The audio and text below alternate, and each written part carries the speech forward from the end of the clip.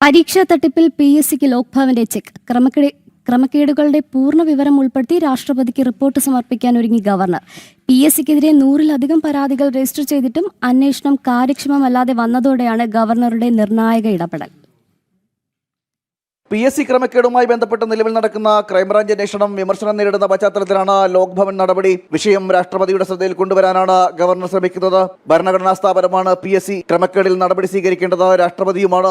ഇത് സംബന്ധിച്ച് നിയമോപദേശം കൂടി തേടിക്കൊണ്ട് സമഗ്രമായ റിപ്പോർട്ട് സമർപ്പിക്കാനാണ് ലോക്ഭവൻ തയ്യാറെടുക്കുന്നത്. പരീക്ഷ ക്രമക്കേടുമായി ബന്ധപ്പെട്ട് 100-ലധികം പരാതികൾ രജിസ്റ്റർ ചെയ്തു. 3 മാസമായി അന്വേഷണവും തുടരുന്നുണ്ട്.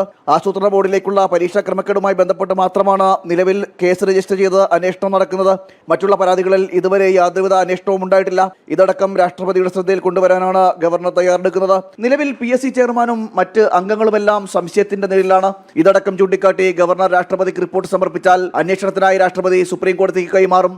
സുപ്രീം കോടതിയുടെ ഭാഗത്തു നിന്നും അന്വേഷണമുണ്ടായാൽ ബോർഡിന്റെ നിലനിൽപ്പ് തന്നെ ചോദ്യചിഹ്നമാകും.